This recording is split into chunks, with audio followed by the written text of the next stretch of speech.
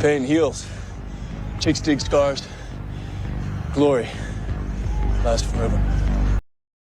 Welcome back to the channel. Thank you so much for checking out this video. Appreciate your support.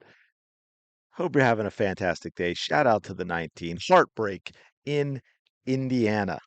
Uh, but I gotta say, besides the gazillion missed layups, Kelsey Mitchell had like 5 herself, including one that may have been the easiest layup in the history of the world because the other team had even given up pursuit. Besides the horrifically bad officiating, besides Caitlin Clark being ice cold from 3-point range, besides Stephanie White's absolutely terrible decision to go Caitlin Clark off the ball for a long period of time that led to a 15-1 Liberty run.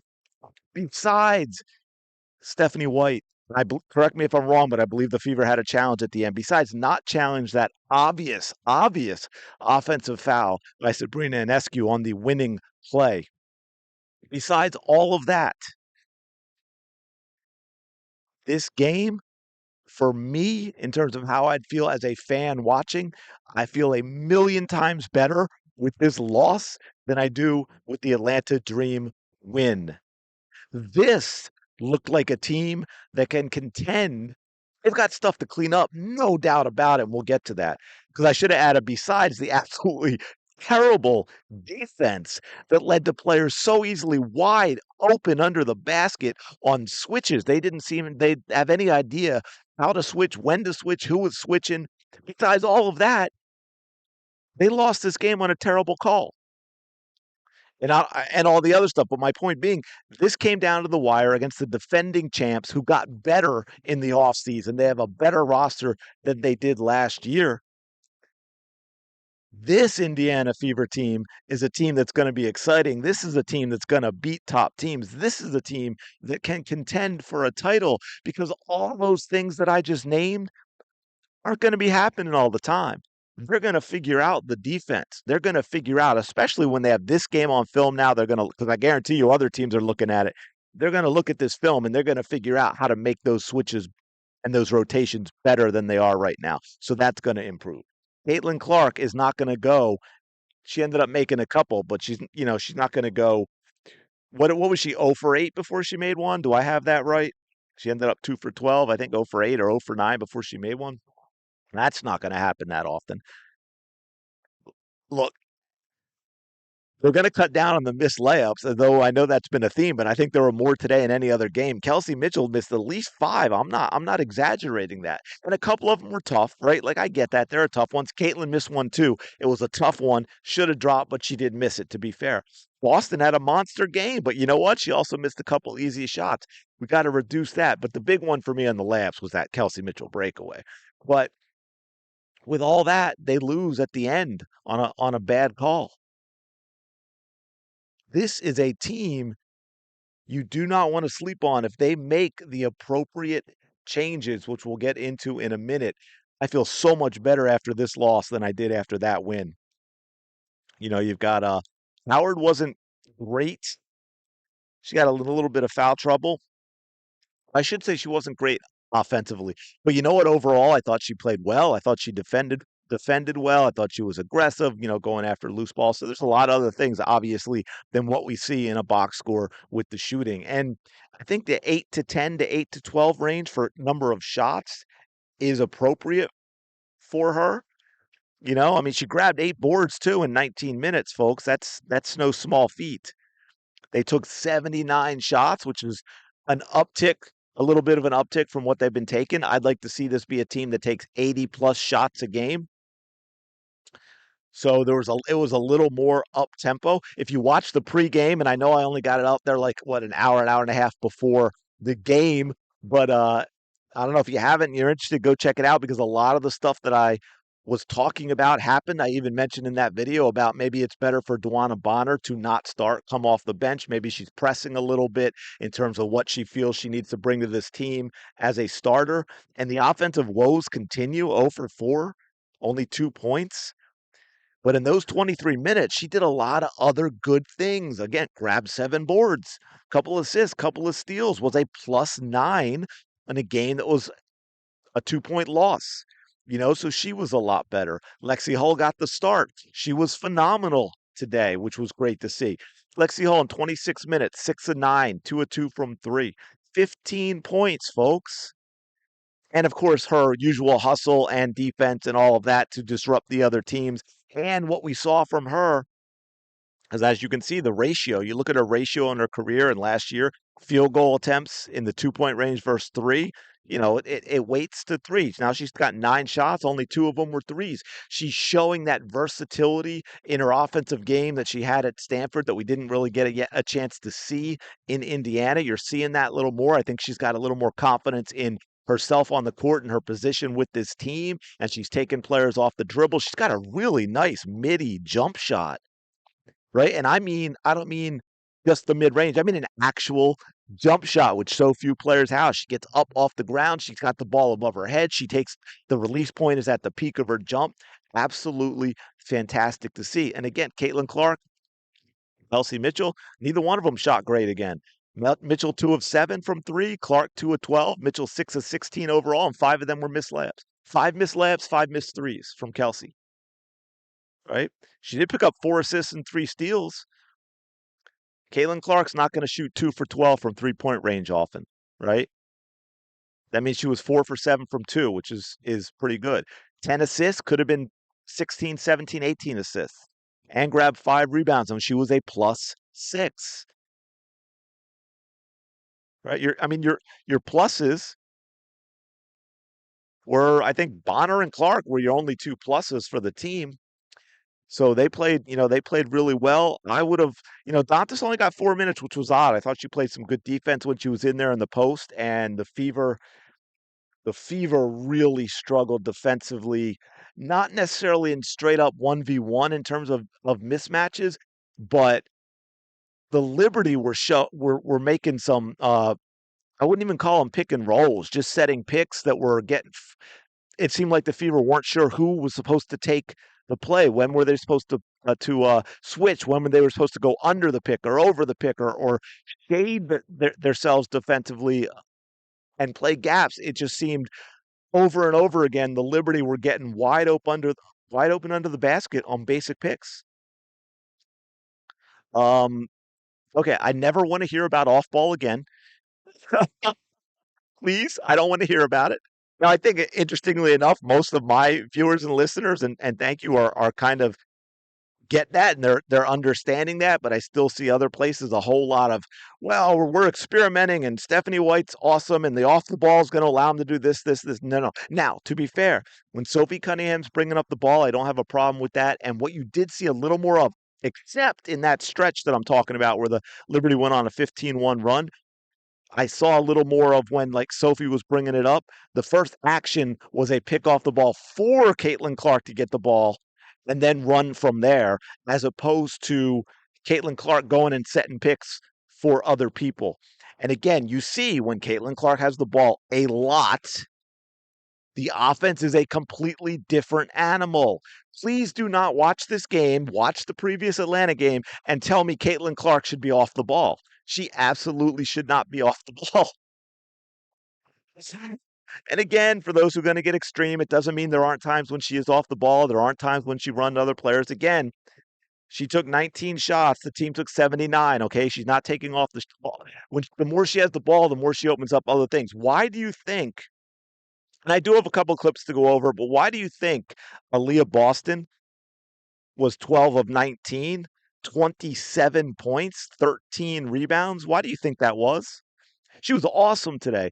I would have I really can't complain from 12 and 19, but there were 2 or 3 ones where I like, oh, you got to make at least one of those, Aaliyah. Come on, right? We're never going to be satisfied, right? And I don't think Aliyah Boston is. I'm sure she'll replay this and be like, hey, I could have just one more of those even, right? And then we're talking overtime.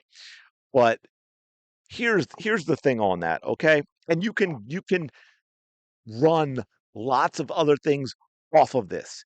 It's like the run pass option in football, right? The RPO. There are lots of different things that you do off of it. Okay. Caitlin Clark and Aliyah Boston. If you go back and if you don't know of them, if you're too young or you weren't watching or whatever it is, probably the greatest duo in NBA history, at least individually, right? I mean, I know people say Jordan, Pippen, and they won the, but Stockton and Malone and the way they played, John Stockton, Karl Malone, the way they played, that two-person action, that two-person game, the pick and roll, that's Caitlin Clark and Aliyah Boston. It is unbelievable how early, right? 3 games into their second season together, those two could go down in WNBA history as the greatest two-person combo in the history of the sport. Everything that the Fever do should run off of Caitlin Clark and Aliyah Boston playing that two-person game. Again, that doesn't mean we don't come down at times where we run Kelsey Mitchell baseline off a couple of picks and have her curl up to get a three or what have you. Please don't misunderstand when I say that's what it should run off, that it means nothing else ever gets done. But the Fever are at their best when they're doing two things. They're running, and then in the half court, they're playing Caitlin Clark, Aliyah Boston. And I know both of them aren't always going to be in. I get it. You're going to do other things off of it, but that is their bread and butter. So let's go over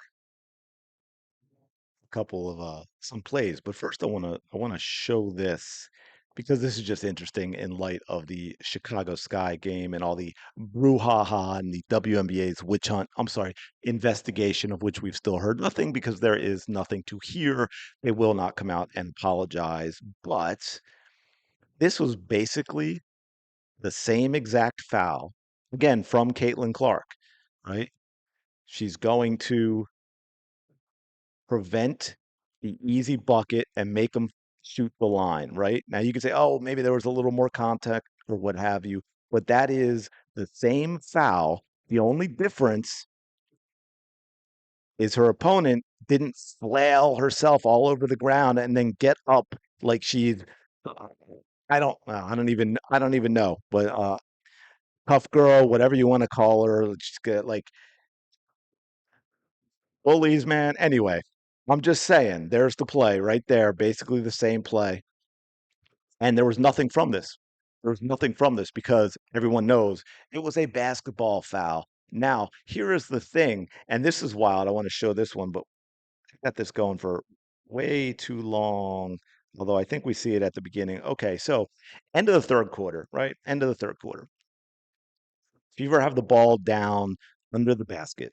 4.7 seconds left. So we're almost five. Again, like I said about that last play of that dream game, that's a lot of time in basketball. And the announcer, and his name escapes me now. I think it was Debbie, and I can't remember the guy, but he's basically, where do they get these people to do these games? Come on, WNBA. He's like, well, do you just not try and get a shot off of this situation with only less than 5 seconds left? Seriously, you can get all the way down the court for a layup in that amount of time. But what we did get was this from way, way downtown, which made it an 8-point lead at the buzzer at the end of the third quarter. Why? And it doesn't have to be Caitlin Clark, but obviously she's a big part of it. It'll be Lexie Hull, it could be Kelsey Mitchell, it could be Sophie Cunningham. 5 seconds left, and your suggestion is to not get a shot off. This is absolutely bizarre. I think wait, was this the same one? I thought, oh, no, no. And then we had this one, which was great too. This was a 4-point play. This was Caitlin Clark's other three-pointer that she made. So her two threes, I know she didn't shoot well, but her two threes she did make finally were absolutely huge. They finally called a landing spot foul, which is absolutely shocking to me.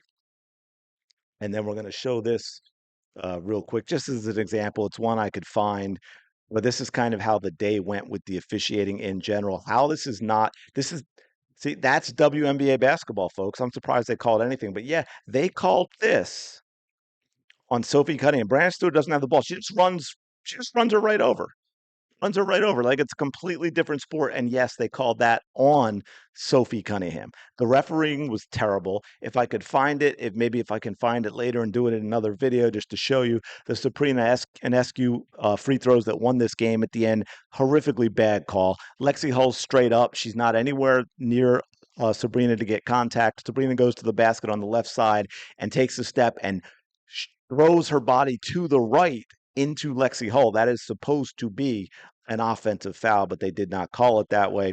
And then this is just a great example early on, too. This is Caitlin Clark drawing a foul on Brianna Stewart for a traditional 3-point play, getting the bucket and the foul. And this is the type of thing that you get when you run, besides the great passes, right? We know she get the rebound, get it to Clark right away, run the lane. She's going to find somebody. But you also get this stuff when you push the pace, right? She's by her. Now you're going to get mismatch. Now you get mismatches. She slows up, gets under control. Brianna Stewart cannot guard Caitlin Clark. In what world? In no world. Come on now. And then I think, oh yeah, and then there was one more too as well. This one, this is the end of the game. Here we go. This is when it is, I think, 88, if I'm not mistaken. Again, Caitlin Clark starts with the ball, and there's what you get with the type of offense. Duana Bonner is absolutely hammered, and there is no call. But again, this goes back to the type of offense you get when you put the ball in the hands of Caitlin Clark and you allow her to make decisions. And by the way, when I talked about actions off of the two-person game, I think, if I'm not mistaken, run it back a little, right? I think it was that Howard comes over to set the screen and then goes away when Caitlin doesn't take it, and then Bonner gets absolutely hammered. So again, I feel so much better about this loss than I did the previous win. Hopefully, we build on this. I think with Caitlin Clark's terrible shooting, Kelsey Mitchell's missed layups, the way too many defensive lapses that gave up easy buckets, and yet they only lost by two. If I said one thing to take away from the negative, or but turn it into a positive, is I hope Stephanie White learned that, you know what, Caitlin Clark purely off the ball is not a recipe for success. Because the other thing that it did too often, and that's why I said, I don't have a problem with Sophie Cunningham bringing it up at times. Like, it depends what they're doing after. If you're bringing up the ball and you're running, even if she doesn't get it, you may go away from her. But if you're running screens off the ball to get Caitlin Clark the ball, to free her up for a shot, to get her to start the offense somewhere else where she's not dribbling already, great. But if you're sending her away to set screens to where she's not going to be part of that offense, that's not going to work. I also have um, this belief from what I've seen so far that Kelsey Mitchell kind of reverts to the negative part of her game that cannot come out, because she's such a scorer that when she's bringing the ball up, that's when I think I see her revert a little more to dribble around and get her own shot. Not that she can't take her own shot. Like, I'm not taking that away from her, but I think that's when you get the tendency of, when at times when she overdoes that. So I think she's much better off the ball and playing off of and with Caitlin Clark to generate Kelsey Mitchell style offense, to where she's, gets those threes, or she's taking players to the bucket and that sort of thing. But yeah, I just hope Stephanie White learned, because on the flip side, we saw all the good things that we're talking about, right? The transition and what that gets. Caitlin Clark, and this is what I mean about them going away from her, right? She had 6 assists in the first half. I mean, first quarter, 6 points, 6 assists in the first quarter. And then they went away from that. And they went away from her being in control of the ball. We started having Howard bring it up and Kelsey Mitchell bring it up. And then the Liberty go on a 15-1 run. That crushed them. That crushed them. They had to come back from that. So no more of that. But Caitlin Clark was on the ball so much more, and that's where you saw not just entertaining, because a lot of people will go, "Oh, you just want to see Clark get her points." No, I want to see good basketball. But I also want to see the Fever win, and the best chance they have of winning, the most effective basketball they play, is Caitlin Clark on the ball. It's running, it's getting out and running ahead of Caitlin Clark, and let her make decisions, whether it's to keep it or to make a pass. It is her and Aliyah Boston in a two-person action in the half court, and running other things off of that. In that two-person game, Caitlin doesn't always use the screen. She will use the screen to set up something else at times, right? The defense has to pick their poison. How are they going to handle that? Under the screen, over the screen, just shade toward the screen, or forget about the screen because maybe Caitlin's going to go the other way, all those types of things. But overall, I think there are a lot more positives to take away from this, because I think the negatives can be fixed. And hopefully now we're moving in that direction after that dream game. So, I mean, Yeah, it was a loss, but it's a loss to me where we got to be like, yeah, you know what? We'll call this one of those good losses. This was a measuring stick. This was a test against the 2-0 Liberty, defending champs that got better. And I think the Fever overall passed that test. Anyway, let me know your thoughts in the comments below. As always, appreciate you so much. Smash the like button, subscribe to the channel, and I will talk to you later.